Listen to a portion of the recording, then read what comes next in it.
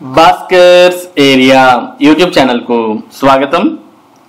ఈరోజు AP DSC మరియు AP TET ఫలితాల వాయిదాకు సంబంధించి ఈరోజు దినపత్రికల్లో వచ్చినటువంటి సమాచారాన్ని మనం ఈ వీడియోలో తెలుసుకుందాం.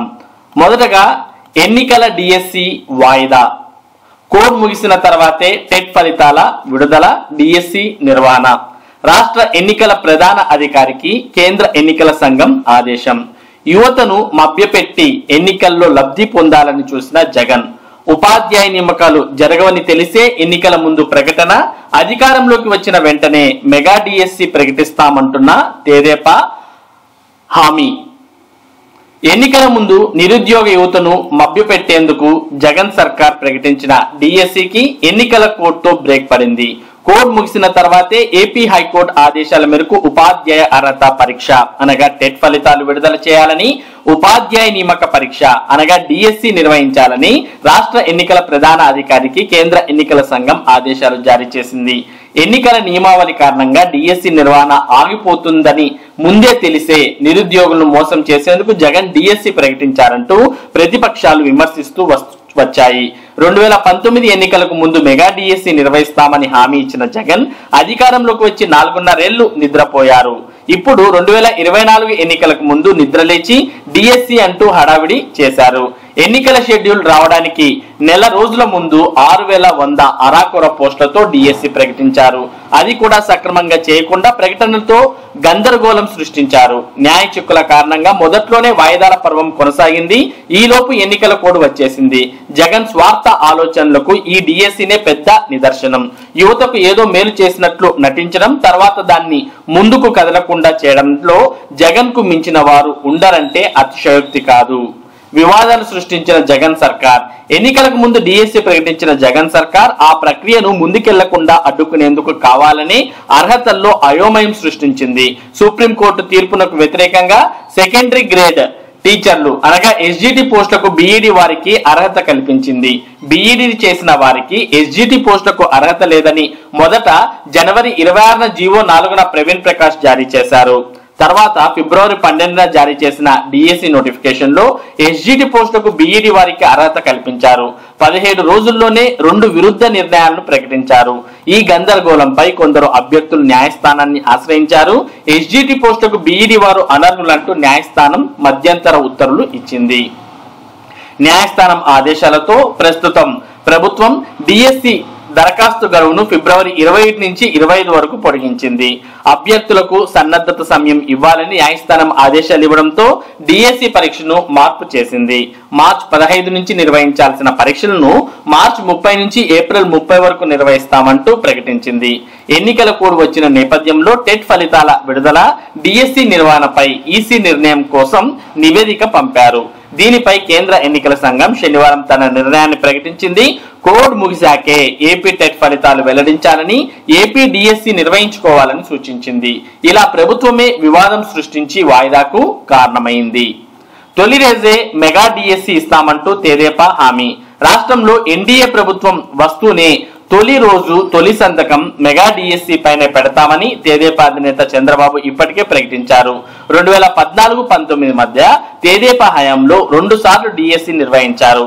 డిఎస్సి 2014లో 10,313 పోస్టులు భర్తీ చేయగా డిఎస్సి 2018లో 7,902 పోస్టులకు ప్రకటన ఇచ్చారు.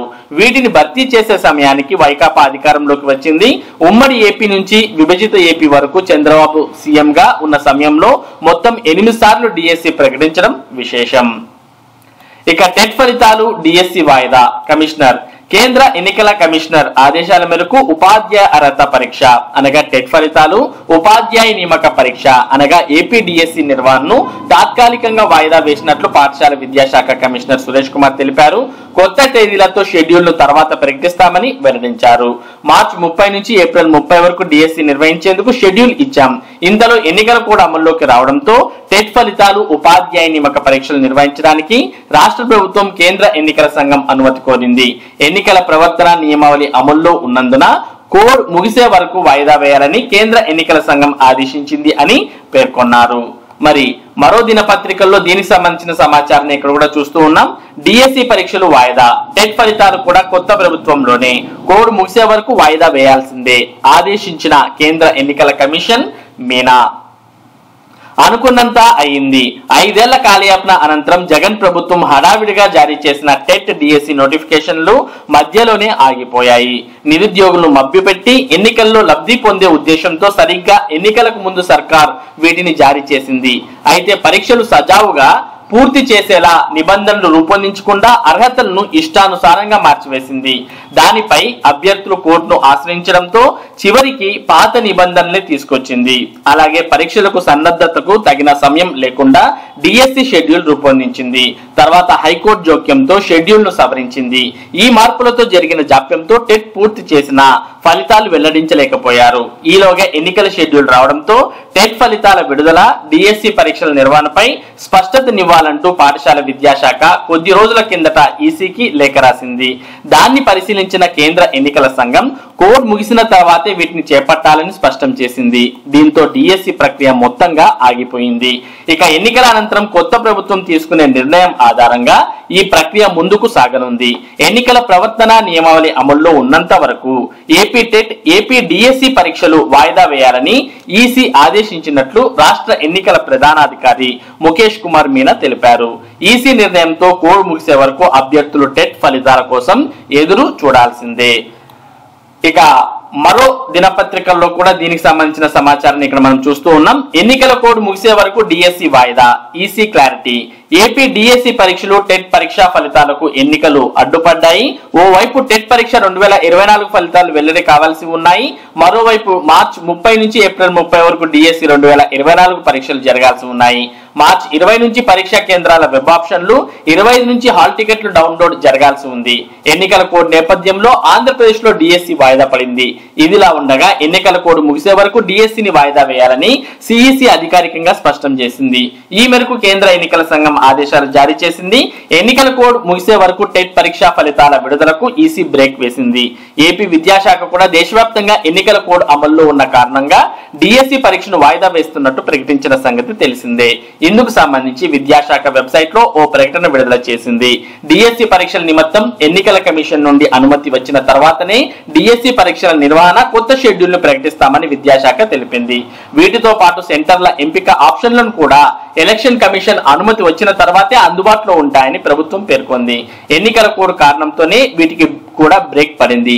ఏ పనులైనా కేవలం ఎలక్షన్ కమిషన్ అనుమతి ఇస్తేనే తాము ముందుకు వెళ్ళగలమని విద్యాశాఖ ప్రకటించింది. ఏపీలో అసెంబ్లీ, లోక్సభ ఎన్నికలు మే 13న జరగనున్నాయి. ఎన్నికల తర్వాత డిఎస్సి పరీక్షలు నిర్వహించాలంటూ 1000కి పైగా ఫిర్యాదులు వచ్చాయని, అన్నిటికీ కేంద్ర ఎన్నికల సంఘానికి పంపించామని ఏపీ ఎన్నికల ప్రధానాధికారి ముఖేష్ కుమార్ మీనా తెలిపారు. కాబట్టి మరి ఆంధ్రప్రదేశ్ రాష్ట్ర వ్యాప్తంగా ఉన్నటువంటి నిరుద్యోగ ఉపాధ్యాయ అభ్యర్థులు మరి ఏపీ అంటే ఆంధ్రప్రదేశ్ ఎన్నికల సంఘానికి అలాగే కేంద్ర ఎన్నికల సంఘానికి మరి వినతులు అనేవి సమర్పించడంతోనే మరి ఆల్మోస్ట్ డిఎస్సి పరీక్షలు వాయిదా పడ్డట్టు మనకి ఇక్కడ క్లియర్ గా అర్థమవుతుంది.